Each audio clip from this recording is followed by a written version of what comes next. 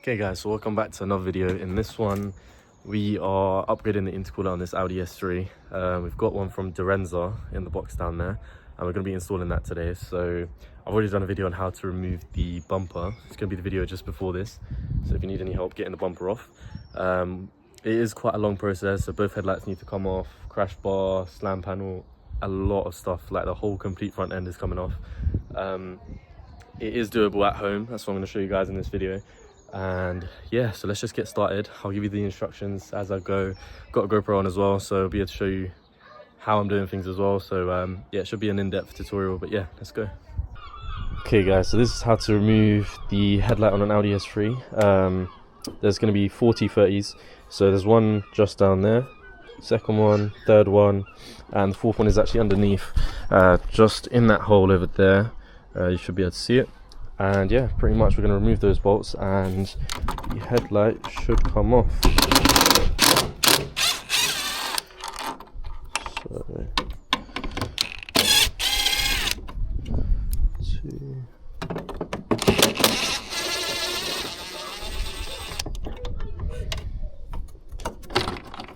See, it's nice and loose now. Let's see if we can get to this one without, no. Okay, so we're gonna have to get a extension for that. So let me switch out.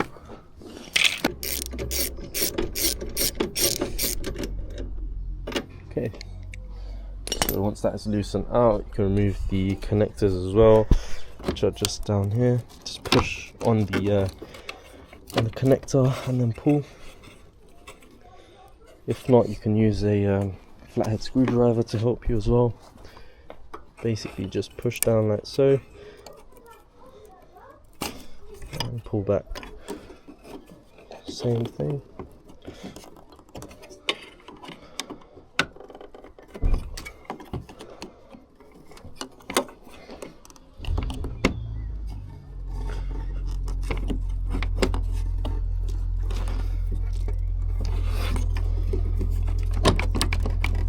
There we go. Okay, so once all of those screws are off, you should be able to start pulling out the headlight, unless I'm missing one more screw, which is to take off this bumper bracket so the headlight isn't still attached, which is just another T30, which is mounted on the top over here. So yeah, let's get that off.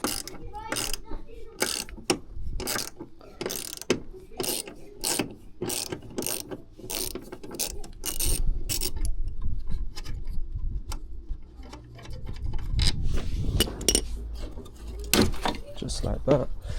So once that's off, just make sure you're keeping everything to where it should be, especially because you don't want to forget where each bolt went.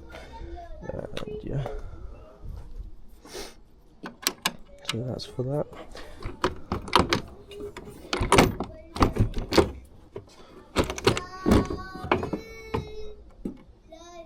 Oh, okay, so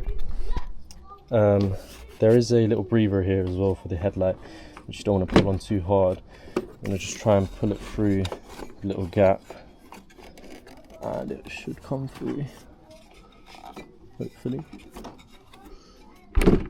Will it?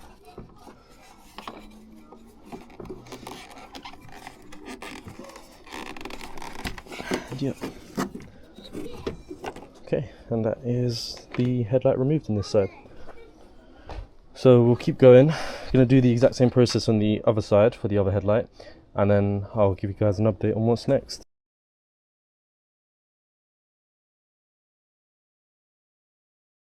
Okay guys, so the next step after you remove both headlights, as you can see, is to remove this little intake piece.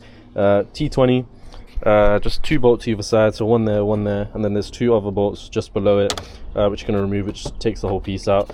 You might have to remove the whole intake, including this part, depending on your setup. Hopefully we should be alright, as this one's got an aftermarket one. So I'm going to just unscrew it, like so. Just pull this top cover piece off. There's a little clip under here, like so. It should just come off like so. Then you want to remove the other 2 screws.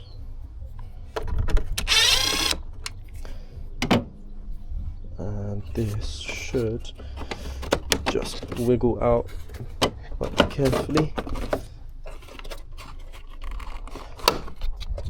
Yep. And that is out like so. What I'm going to do though is put these screws back on, just so we can keep everything nice and tidy. We don't lose any screws. Don't want to have any left over after this job is complete. So yeah, just screw them back in lightly like so into their little holes. And we can move on to the next step, which is unplugging any sort of sensors and connectors that you can see, like this horn for example, which is connected to the crash bar, because all of that's going to need to come off as well. This can just sit up there for now. And we're also going to have to remove these hinges as well, and also any connectors like this crash bar sensor, this crash sensor, not crash bar, which actually looks like it's been moved previously, which is interesting. But yeah, let's keep going, and should hopefully get some connectors removed. I'll let you know which exact connectors to remove. Okay, so basically the connectors that need to be removed is this one here for the horn. Then there is this temperature or ambient air temperature sensor, I think, which goes on here. You want to unclip it first and then take off all of these little clips as well. Just pull them straight off and they come off. This we already removed from before. There's another horn wiring here. There is also a connector in here that I've removed, but you might not have when doing the headlight. And there is also the crash sensor here, which we need to remove. So once that's off, just put it to the side. I've just tucked it over there. Now after that, what you want to do is actually start removing the bonnet hinges. So to do that, it's 2 T30 screws as such. They just bolted in from behind. You can see the 2 holes. You just want to remove them and then start pushing down and wiggling it out, and it should come out like so. It should come out like that.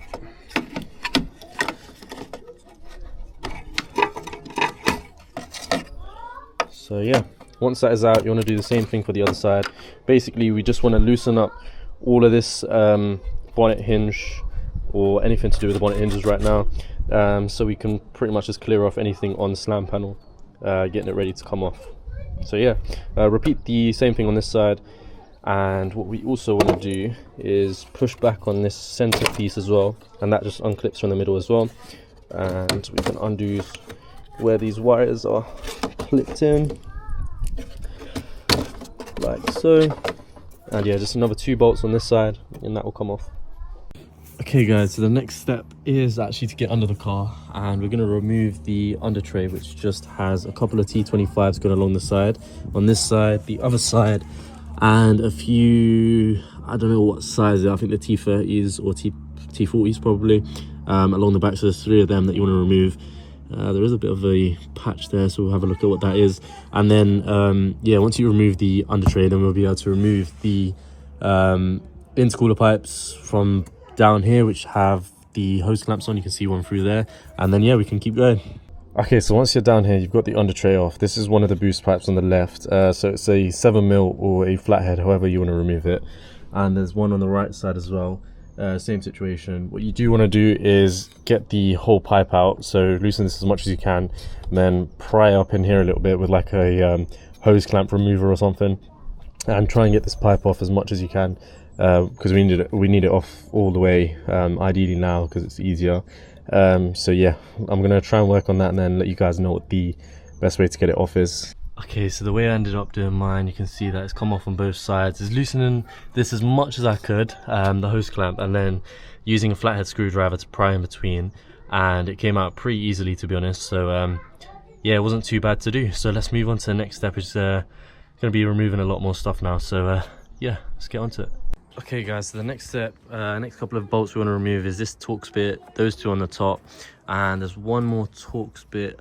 Where is it? Just in there. You want to see on both sides that we need to remove. Once we remove those, then we'll come back and start removing the crash bar, and we're also going to remove these top ones as well after we've done all the other ones.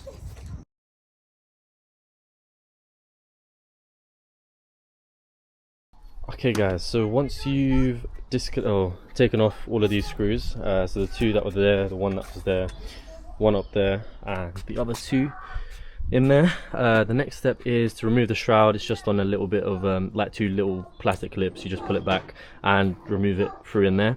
And I have also removed 3 of the 17 mils on each side, and I've left one in, and it is all quite loose now. But before we actually take off that last one, what we want to do is remove these clips. So this is what holds the slam panel, so this plastic bit, to the radiators and the intercooler itself. So these are really brittle, so I'm hoping they don't break, because that's usually the case with these.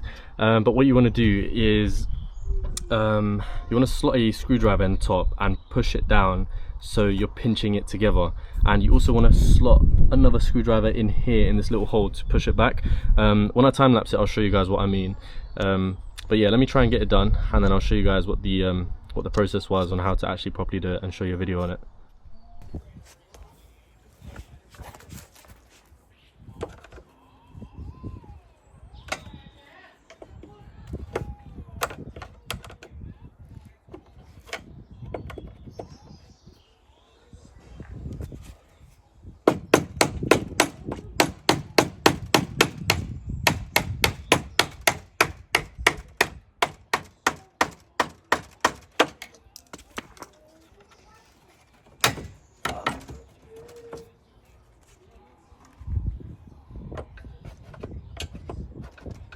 Okay guys, so I finally managed to get them out. It actually didn't take too much effort, and neither of them broke, which is amazing.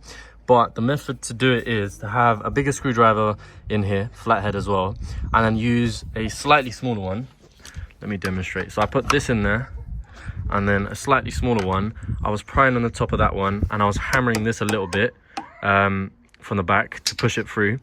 Then as soon as it slightly clipped onto that back plastic bit there, then I moved on to the bottom one, pried that up. Once it clipped in to about there, then hammered it from the back a little bit more, and it all just came back out. So you can see now that it's quite loose, and everything should be ready to come out now. So once we remove these, the last 16mm bolts on either side, what we're going to do is actually swing it out to the side over here, because we don't want to remove the aircon lines, because otherwise we'll have to regas it after. So it's just easier to keep all of that on and just tilt or swivel all of this towards here, and then yeah, everything should come out quite nicely, to be honest. The radiators and stuff will stay there. What we do need to bring forward is the actual slam panel itself, because obviously that's the main bit that we've just loosened. The rest of that stuff is going to stay there, because obviously it's still attached to the back. But yeah, so let me get started and we'll see how it goes.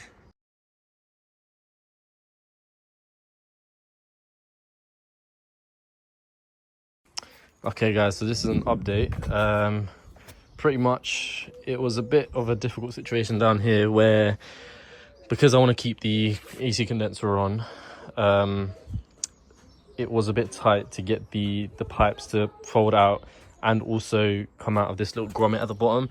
So under the intercooler there's these little like plastic bits that clip into the slam panel, and getting that off and also like trying to slide it that way was quite difficult, but it managed to come off in the end.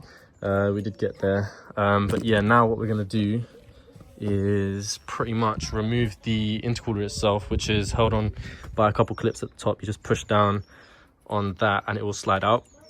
But yeah, we'll do that in a second, and then replace it with the new one. But yeah, all of this is nice and loose and out of the way. We also need to change over these clips onto the new intercooler as well. So yeah, let me keep going and I'll show you how it's done.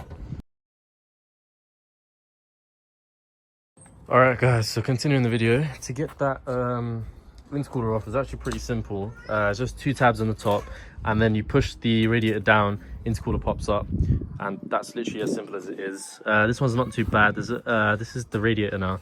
It's not too bad. Some of the fins are a bit damaged, but I brushed the bottom a little bit as well because it was quite dirty. And yeah, we're just going to clip on the new one now and see how it all fits up.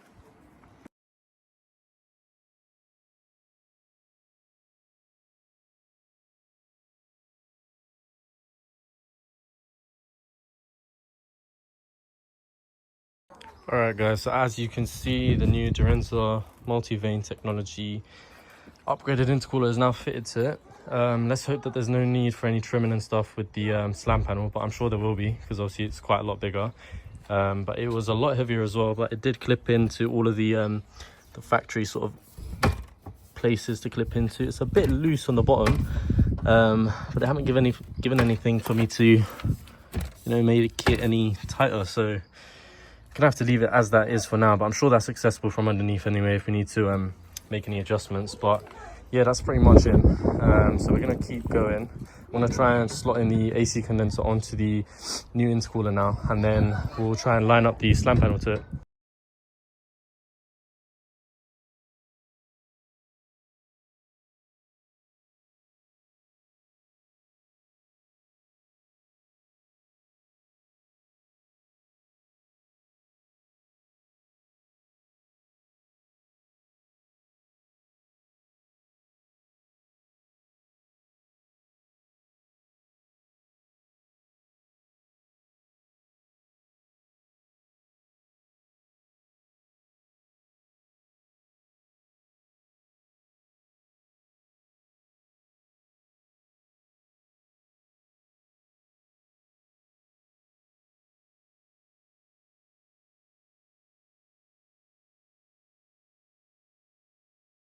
Okay guys, so that was not easy fitting that all back together. So unfortunately I just time-lapsed as much as I could and just tried to get it done, because obviously the priority is to pretty much get it rebuilt today, a couple of hours, and we should be good.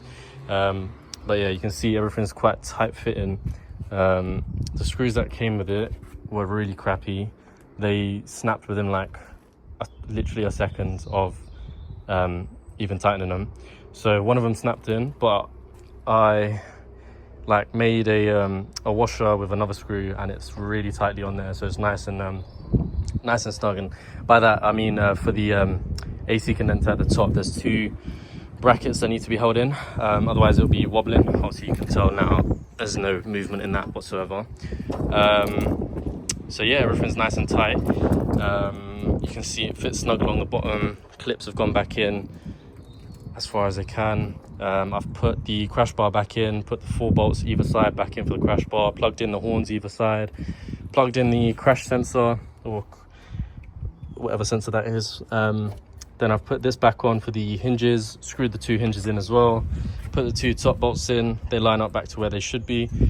Same thing there. Same thing with when I was lining it up down here, so the bolts have left like a mark around the edge where the washer's sat. So pretty much I've just lined it up to the same hole that it was before. You can see I put these back in as well, those Torx bits as well. So everything's pretty much back together as much as I can for now. Next thing I'm going to put on is this sensor here, so it just plugs in like so.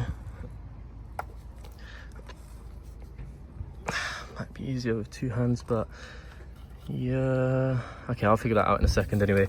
But yeah, pretty much it's just going through, plugging everything back in, then we're going to put the headlights back on.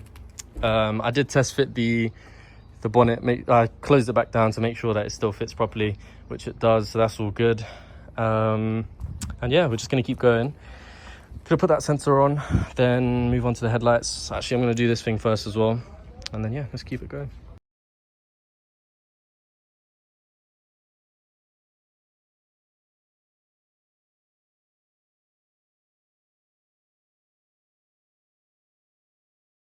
All right guys, so an update, everything is pretty much back on. Headlights on, top piece on, this little metal bar thing there, that's on as well, crash bars on, all of the connectors are on, put the shrouds back as well.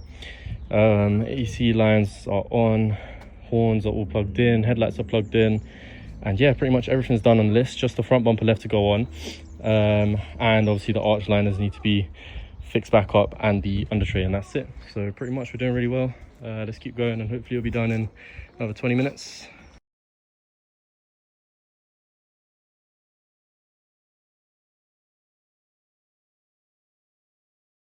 Okay, so for anyone who's trying to get the bumper back on, this is my little contraption to get that screw in that goes all the way over here, because it's really hard to reach with your hand if you've got big hands. And it'd be hard to get it tight, and you know, like, it's bound to just slip off and get lost in there, especially since we're almost done. You don't want that happening. So this is what I've done, just a bit of electrical tape around the screw itself. I'm just going to hold it there, tighten it by hand, and then just pull it straight back, and it will come off once it's tight.